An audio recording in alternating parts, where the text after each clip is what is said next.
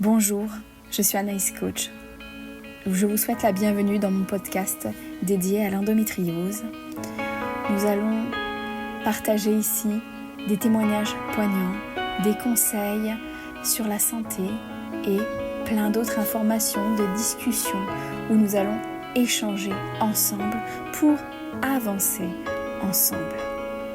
N'hésite pas à t'abonner et à partager. À bientôt.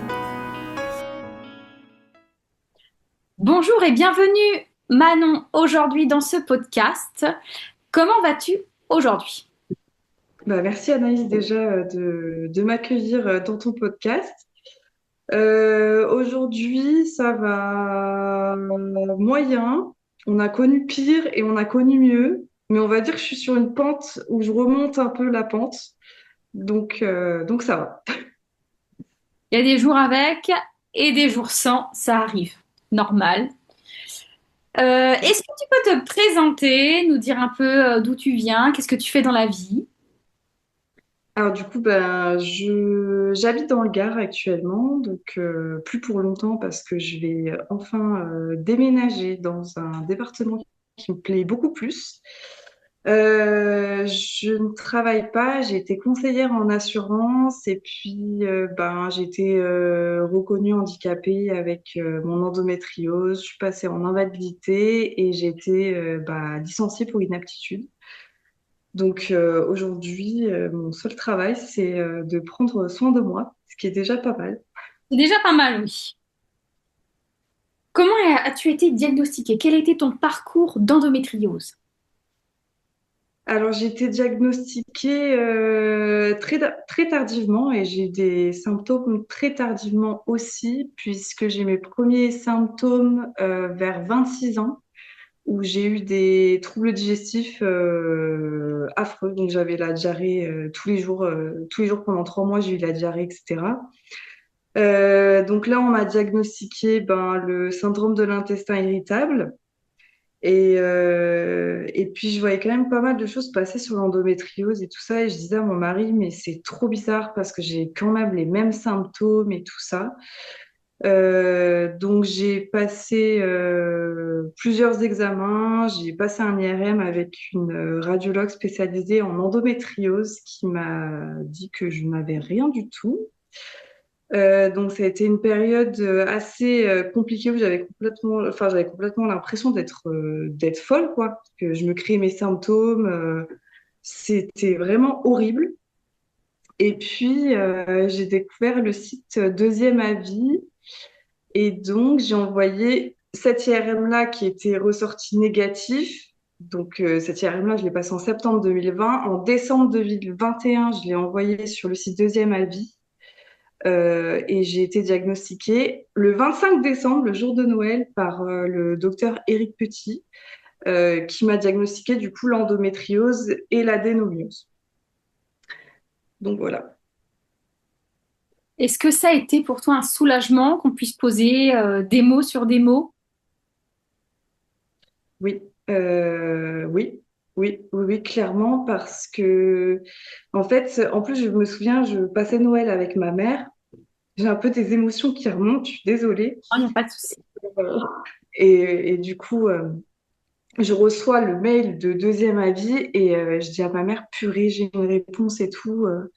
Donc, je regarde tout de suite ce que c'est et tout ça et je lis et je me dis, mais mon Dieu, en fait, je ne suis pas tarée. En fait, j'ai juste une pathologie et je ne suis pas folle. Enfin, je me suis dit, tu n'es pas une merde. Tu n'es pas une merde et ce que tu ressens, c'est légitime. Et donc, ouais, franchement, ça m'a soulagée au niveau mental. Et encore, moi, j'ai pas eu beaucoup d'errance médicale, puisque au final, j'ai eu que 2 années d'errance.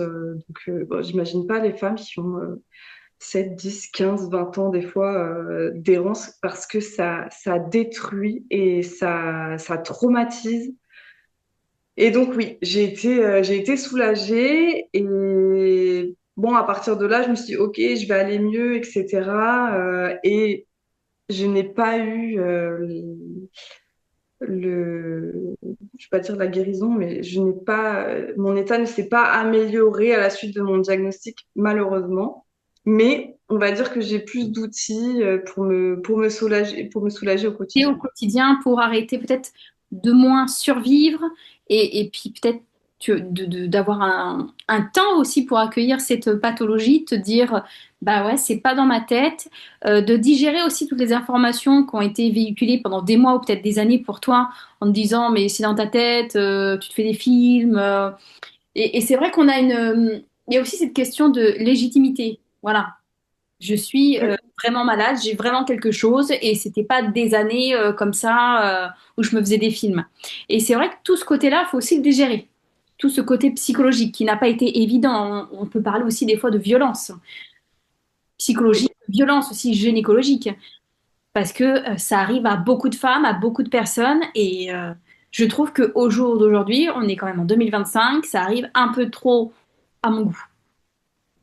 oui, tout à fait. Et puis ça a été vraiment pendant ces 2 années, parce qu'en fait, comme je me renseignais, que je me suis aperçue que j'avais quand même des symptômes qui concordaient avec l'endométriose, et j'ai vite compris que l'errance pour être diagnostiquée de cette pathologie-là, elle durait des années. Et moi, j'ai dit à mon mari, j'ai dit, écoute, moi, c'est mort, je n'attends pas des années pour me faire diagnostiquer.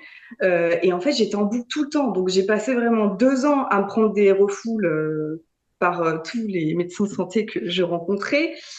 On a voulu me mettre sous antidépresseurs, voilà, on me disait non, mais c'est parce que tu es stressée, etc., etc. Et cetera. Et en fait, je passais mon temps à lire des trucs, à me renseigner. Enfin, vraiment, j'avais la tête comme une patate, quoi. Et c'est vrai que bon, quand j'ai passé l'IRM avec la radiologue spécialiste en endométriose et qu'elle n'a rien décelé, ça a été vraiment très dur pour moi. Et puis, comme je n'avais plus confiance en personne à la suite de ça, je suis allée voir une sage-femme pour mon suivi un peu gynéco normal, disons. Et c'était une petite sage-femme dans mon petit bled. Enfin, vraiment, ça payait pas de mine, si tu veux, de l'extérieur. Elle était très compétente en tant que sage-femme, mais elle m'a regardée, elle m'a dit non, mais vous avez tous les symptômes de l'endométriose.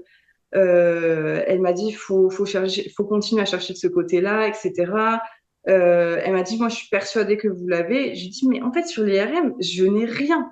Donc, moi, j'ai un papier qui me dit que je n'ai rien. C'est écrit noir sur blanc que je n'ai rien. Elle m'a dit, mais non, il faut continuer. Elle m'avait même fait un certificat, voilà, en disant que j'avais tous les symptômes de l'endométriose, etc., qu'il fallait chercher en ce sens-là. Mais en fait, tant que je ne l'avais pas écrit noir sur blanc, je ne pouvais pas, j'étais quand même en errance, quoi. J'avais besoin, malheureusement, que ce soit Ça veut noté. pas ancré dans la matière, posé noir sur blanc pour vraiment te sentir légitime. J'ai vraiment ça en fait.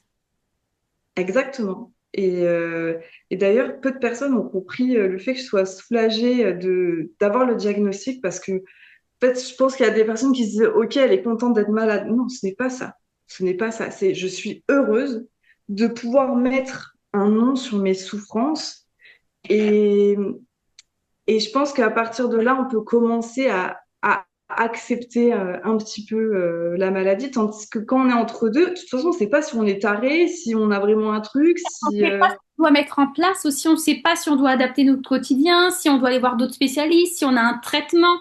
On ne sait pas si voilà, il y a un suivi derrière. Tant qu'on ne sait pas ce qu'on a, qu'est-ce qu'on peut mettre en place? Bah, ça, on peut pas, on est un peu dans le flou. Donc le fait de poser et d'avoir un mot du médecin bien ancré, on peut commencer à accepter, accueillir la maladie et mettre des choses en place pour un mieux-être. Oui, c'est ça. C'est ça parce que après, ben, j'ai eu un suivi qui a été assez complet, pluridisciplinaire, parce que j'ai aussi des troubles digestifs, j'ai des troubles urinaires, je fais aussi de l'anxiété, hein, vraiment, j'ai aucun problème à dire ça. Et du coup, ça m'a permis d'avoir une équipe qui m'a entourée. Alors, je ne suis pas entièrement satisfaite du suivi que j'ai eu. Et comme je vais déménager, je vais changer de professionnel de santé, ce qui est assez difficile aussi parce qu'on ne sait jamais sur qui on va tomber, etc. Mais je dirais que voilà, ce qui m'a apporté un soulagement au quotidien, c'est vraiment les séances de kiné. Et puis après, essayer de trouver des choses par la nourriture, la gestion du stress, les étirements, les choses comme ça. Mais bon, c'est pas toujours facile des fois, on fait tout parfaitement. Enfin, on a l'impression de tout faire parfaitement et on se tape des crises, on sait pas pourquoi. Des fois, on lâche la bride et en fait, ça m'arrivait de manger vraiment du sucré toute la semaine et tout et de pas avoir mal au ventre du tout. Donc, euh, donc ouais, c'est assez compliqué de gérer tout ça, je trouve. Par expérience, je pense qu'il faut vivre au jour le jour et accueillir ce qui vient. Parce que c'est vrai qu'il y a des jours où ça va. Et des jours un peu moins. Et je pense que faire attention tous les jours à son alimentation, c'est très bien. Mais je pense que pour le mental aussi, des fois, on a envie de lâcher et de faire un peu comme les autres. Et je pense qu'il y a un juste milieu à trouver. Ah oui, oui, c'est clair. C'est clair. Et puis, c'est vrai que j'ai plus confiance en mon corps maintenant parce que franchement, au début, quand j'ai eu vraiment les symptômes qui se sont tombés dessus, je n'osais plus manger. Donc, je n'osais plus manger tout court, je n'osais plus manger dehors. J'avais mes collègues de boulot qui me disaient, ah, pourquoi tu manges toujours la même chose? Ah, mais pourquoi tu viens pas à la cantine avec nous? Viens au resto, etc. Et donc, le fait aussi d'avoir ces troubles-là, ben, ça éloigne socialement des autres gens. Et c'est vrai que c'est pas évident. Ça m'a coupé du monde pas mal d'années, je dirais. Après, honnêtement, je pense que quand on est confronté à la maladie, certaines personnes ont du mal à se mettre à notre place. Et je pense aussi, c'est un cheminement et des fois, ça fait faire du tri dans notre entourage. Et des fois, un mal pour un bien, ça fait mal, mais je pense qu'on doit s'entourer de personnes qui vont nous comprendre, qui vont nous soutenir pour justement avancer. Et moi, personnellement, j'ai fait beaucoup, beaucoup de tri et ça a été très, très dur. Mais je me sens beaucoup plus apaisée à présent et je suis vraiment entourée de gens qui... Ah ok, tu peux pas sortir ce soir, tu peux pas manger ça, ok, pas de problème, tu fais comme tu peux, tu fais comme tu veux, il y a aucun souci. Et en fait, ça devient tellement fluide avec les gens que je rencontre maintenant parce que je pense que je vais vivre autrement et du coup j'attire d'autres personnes. Et je pense que on n'a plus envie de perdre de temps avec des gens qui vont pas aussi nous comprendre ou nous critiquer. C'est voilà, on n'a plus le temps pour ça, on a envie de vivre au jour le jour. Oui, je suis entièrement d'accord avec toi. D'ailleurs, quand j'ai été malade, j'ai perdu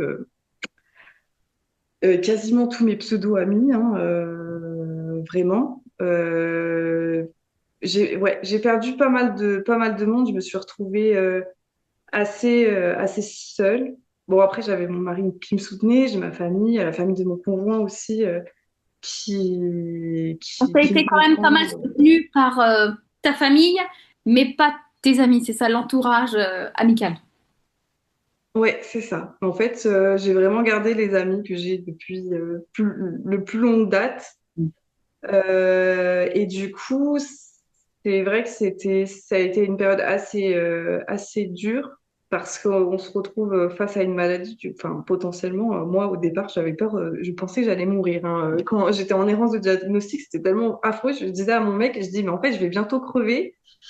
Et du coup, de perdre en plus du monde derrière, c'est assez compliqué. Mais maintenant, j'ai 31 ans, donc presque 32, donc ça fait quasi ouais, 5-6 ans que je vis avec ces symptômes-là. J'ai perdu du monde, mais par contre, voilà, aujourd'hui, j'ai vraiment rencontré des personnes qui sont... en fait, j'ai beaucoup de copines qui ont l'endométriose comme moi aussi, que j'ai pu rencontrer par les réseaux, tout simplement.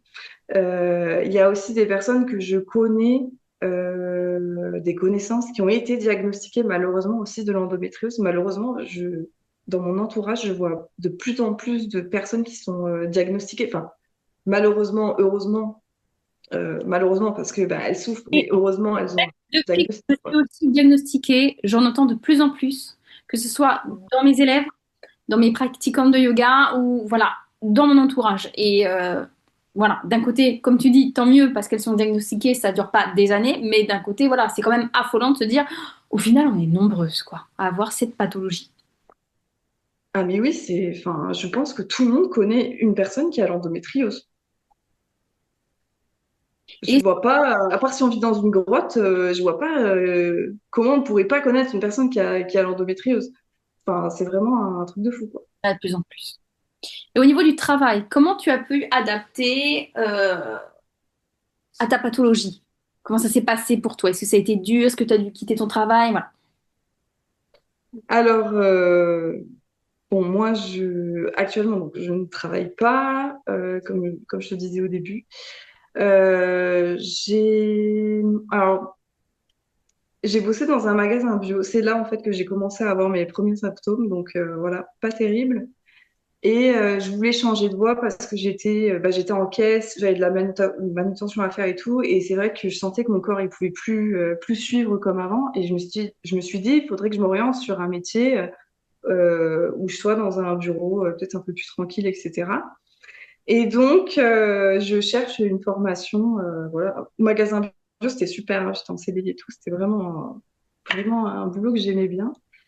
Et puis, donc, je fais un parcours pour trouver ma formation avec Pôle emploi à l'époque. Et du coup, je m'oriente sur un truc plutôt en comptabilité. Et puis, pendant cette période-là où je cherche ma formation, je reçois un mail sorti de nulle part. On me dit, oui, on a trouvé votre CV. Je ne sais pas où, parce que mon CV était périmé depuis 3 ans. Et je vois que c'est un grand groupe en assurance qui me contacte et tout. Je me suis dit, mais c'est quoi cette arnaque de fou? Et bon, je vois l'adresse mail, tout a l'air correct. Donc, je réponds OK. En plus, j'avais pas du tout le niveau d'études demandé, parce qu'il fallait un bac+2 et je n'avais qu'un bac. Et bon, bah, je vois qu'on me recontacte et tout, donc on me fait passer des tests, des entretiens, je fais tout à l'arrache parce que je me suis dit, mais de toute façon, je serai jamais prise, enfin bref. Et du coup, je passe le dernier entretien et on me dit, bah voilà, la formation est à Lyon. Et en fait, moi, avec mes symptômes, c'était pas possible pour moi d'aller à Lyon une semaine, un endroit que je connais pas chez moi, avec de la bouffe que je connais pas, etc. Et je me dis, mais de toute façon, je dirais non. Donc, je passe mon entretien, surprise, surprise, je suis prise. Donc, la personne me dit, bah, réfléchissez et revenez vers moi. Et là, je me dis, OK, si j'avais pas peur, je dirais oui. Donc, je me suis dit, je vais dire oui, tant pis. Et donc, je suis rentrée dans un grand groupe en assurance. Et il y avait encore des traces un peu du Covid à cette période-là. Et la formation n'était pas à Lyon, elle était sur le site où je devais travailler. Donc, hyper bien. Euh, donc, au début, ça va, j'arrive à tenir le choc parce qu'en plus, j'ai passé une formation, j'ai passé un diplôme équivalent bac+2 chez eux. J'avais quand même quelques jours d'arrêt. De toute façon, sur les années précédentes, j'avais 1 à 2 jours d'arrêt par mois, bizarrement. Et donc, j'étais en errance de diagnostic et j'avais des arrêts. Et plus ça allait, plus j'avais d'arrêts. Et plus on me disait, ah, mais moi aussi j'ai l'intestin irritable. Faut que tu demandes à ton médecin de faire ça, ça, ça, ça, ça. Donc, tout le monde essaye de mettre son petit grain, etc. Et puis finalement, je demande à être en télétravail parce que je peux plus me rendre sur site parce que j'ai des crises de fou et que j'arrive pas en fait. Donc on m'accepte un petit peu de télétravail, puis après on me dit, écoute, si tu reviens pas sur site, t'es viré. Du coup, je reviens. Donc bonne ambiance, hein, je me fais convoquer, donc tout le monde sait que je suis malade. J'ai pas à le dire, hein, c'est un sujet que j'ai pas à dévoiler dans mon milieu professionnel. Moi, je suis quelqu'un de sincère, donc je dis, Tu caches pas, tu voilà, dis la vérité. c'est la vie. De toute façon, ils voient bien que faut que je pose le téléphone pour aller faire des allers-retours aux toilettes. Je mange comme personne, je mange toute seule. Enfin, à un moment, ça se voit que j'ai un truc bizarre sur moi. Et du coup, je reviens sur site, mais du coup, j'ai redésarrêt, redésarrêt, redésarrêt. Après, je passe sur un mi-temps thérapeutique pendant quelques mois et en fait, j'arrive pas. J'arrive pas, je me retrouve en arrêt total, en arrêt total, en arrêt total. Et donc, je finis en arrêt pendant 2 ans à peu près. Et du coup, je suis reconnue handicapée en ce temps-là. Puis je passe en invalidité et puis je suis licenciée pour inaptitude. Donc, de mon côté, je n'ai pas réussi à adapter à ce moment-là mon travail parce que même si j'avais des jours de télétravail qui étaient possibles, les crises étaient tellement imprévisibles que je pouvais être malade du jour au lendemain. Donc en fait, je faisais des arrêts à la journée. Donc à un moment, C'est épuisement, on n'arrive plus. On se dit, bah, je vais me reposer vraiment, et puis je verrai quand je pourrai revenir. Et puis, résultat, je suis jamais revenue, en fait. Et comment tu as pu mettre des choses en place? Enfin, est-ce que tu as mis des choses en place aujourd'hui pour peut-être diminuer ces crises, moins les subir ou pas? Alors, j'ai mis des choses en place, mais en fin d'année dernière, j'ai eu des crises qui se sont intensifiées. J'ai vraiment des grosses crises comme j'avais jamais eu. Donc là, je remonte un peu la pente là, et du coup, ce que j'ai mis en place pour aller un petit peu mieux, bah, c'est un accompagnement psy déjà, parce que c'est pas facile de vivre avec une maladie chronique, quelle qu'elle soit finalement. Et se faire Euh, aider. voilà, franchement, faut se faire aider par des gens compétents. Je vois toujours ma kiné. Bon, après, j'ai mon suivi global avec mes autres spécialistes, mais je dirais pas qu'ils m'ont aidé euh, là-dedans. Mais voilà, essayer de gérer un peu le stress, faire attention à ce qu'on mange, bouger tous les jours. Tous les jours, bah, moi, je vais marcher, j'ai ma petite chienne que je promène bah, tous les jours. Et je suis heureuse de pouvoir dire tous les jours parce que même en cas de crise, j'arrive à aller la promener. Je me dis, allez, faut que tu y ailles et tout. Et en règle générale, d'avoir un peu de mouvement, ça me fait du bien. J'ai fait aussi du sport à la maison, j'ai fait de la musculation. Et là, comme je suis dans une période un peu plus stressante, je mets plus en place des choses comme des étirements, du yoga, ces choses-là. Et voilà, prendre soin de sa santé mentale aussi, prendre soin de son sommeil. Moi, je vois, en fait, dès que je suis fatiguée, je supporte plus rien. De toute façon, dès qu'on est fatigué, le cerveau augmente les signaux de la douleur, donc on a mal pareil, mais en fait, on a plus mal. Donc voilà, essayer de faire avec tout ça, mais voilà, des fois, on a l'impression qu'on fait tout bien et ça va pas, et des fois, on se tâche un peu la grappe et ça va un peu mieux. Voilà, c'est... Un peu vivre au jour le jour et l'accueillir comme ça vient. Mais ça me fait plaisir de t'entendre dire que le mouvement pour toi t'aide. Mettre même juste une marche. C'est important Ouais, de. C'est vrai que c'est pas difficile à se dire ça, parce que des fois les douleurs sont tellement fortes, tellement là, qu'on n'a qu'une envie, c'est de rester dans son lit et de ne rien faire. Et moi, pour l'avoir testé, rien que des étirements dans mon lit, et ben, mettre de l'espace dans mon bassin, faire la posture du papillon, respirer, ben, personnellement, ça m'aide. Alors oui, effectivement, j'irai pas courir, mais je vais mettre des choses en place adaptées à moi. Alors oui, il y a des sports que je faisais avant que je peux plus faire ou que je dois adapter en fonction de ma condition. Mais je vois la différence en ayant le mouvement aujourd'hui un peu tous les jours, même si c'est 10-15 minutes pour moi. Et quand j'ai des périodes où vraiment je n'ai pas de mouvement, je trouve que mes douleurs sont plus intenses, personnellement. Chaque personne est différente, bien évidemment, et il faut être vraiment à l'écoute de soi. Mais j'ai vu une différence. oui, et c'est vrai que au départ, c'était pas du tout, enfin dans ma tête, c'était pas du tout ça, hein. C'était, bah déjà, je savais pas quoi faire. J'étais en plein brouillard, je savais pas quoi faire pour aller mieux. J'avais peur que le mouvement des fois me déclenche des douleurs. Voilà, on sait pas. Enfin, c'est vrai que je voyais le ventre comme une bombe à retardement parce que soit j'ai respiré pas comme il fallait, soit parce que j'ai fait un mouvement pas comme il fallait, que j'ai mangé un grain de riz qu'il fallait pas. J'avais l'impression que ça allait exploser de douleur et tout. Et maintenant, je sais dans ma tête que ça va me faire du bien. Et si ça fait pas du bien au corps plus que ça, juste le fait d'aller marcher dehors, de sentir le vent contre soi, juste la brise, boire du verre. Forêt, voilà, se Ouais, vraiment respirer ce qui se passe dans la nature et se poser, même si c'est 10 minutes de marche, et je m'assois.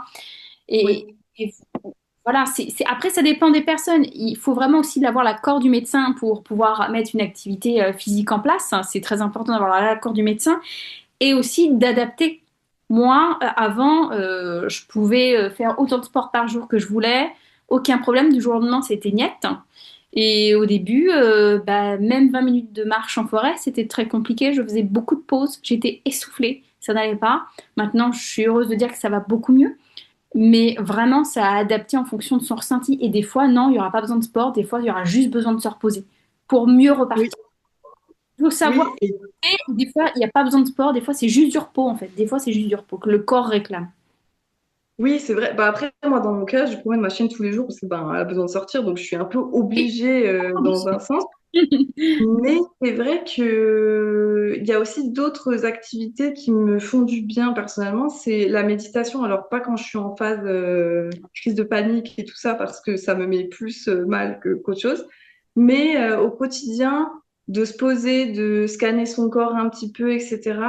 Ça, je trouve que ça me calme et je lis pas mal aussi parce qu'en fait, je me suis dit, OK, faut que tu fasses diversion de ton cerveau et il faut que tu passes le temps parce que j'ai remarqué que toutes les crises ont une fin. Et des fois, je me dis, OK, passe le temps, occupe-toi, lis, fais du puzzle. Il y a le dessin aussi qui peut aider. Voilà, tout ce qui est artistique peut aider. On peut être assise et puis faire de la création. Moi, j'aime beaucoup la création et je trouve que voilà, on pense à autre chose. Ça libère aussi l'esprit. On peut juste travailler aussi certaines respirations, la cohérence cardiaque. Voilà, il y a pas mal de choses en fait qu'on peut mettre en place. Il suffit de tester et puis voir ce qui convient, et ce qui convient pas aussi. Oui, tout à fait. Est-ce que tu as envie, Manon, d'échanger sur d'autres sujets, des choses qu'on n'a pas encore abordées aujourd'hui? Euh, Bah, comme ça, j'ai rien qui me vient. Rien? Est-ce que tu as envie de partager quelque chose, un conseil aux personnes qui vont nous écouter ou pas du tout? Euh, Bah, c'est pas évident de conseiller quelque chose à des personnes parce qu'on est vraiment toutes différentes, mais C'est unique. et ce que je dirais, c'est que même quand on croit qu'on est au fond du trou, qu'on va pas s'en sortir, que notre vie elle est foutue, que qu'on a des douleurs horribles et qu'on va rester comme ça toute notre vie, il y a toujours un petit moment où ça remonte et on peut avoir un peu de paix dans notre corps. Et vraiment, à chaque fois, je passe des grosses crises. Aussi horrible soit-elle, je me dis, ok, ok, ça va passer, ça va passer. Bon, après, c'est horrible, hein. Des fois, c'est des crises de panique, je pleure pas mal et tout, mais je me dis, allez, tout a une fin et ça va aller mieux et il faut s'accrocher, quoi. En tout cas, merci Manon pour ton partage. Merci aux personnes qui nous écouteront. Et puis, je vous dis à bientôt dans un autre podcast. Ben, merci à toi, Anaïs. Bien, au plaisir. Ça m'a fait plaisir de participer, en tout cas, au Mais moi podcast. aussi. Ça me fait plaisir de rencontrer des femmes, d'écouter leur parcours et de partager tout ça avec elles. Eh bien, à bientôt. Prenez soin de vous surtout.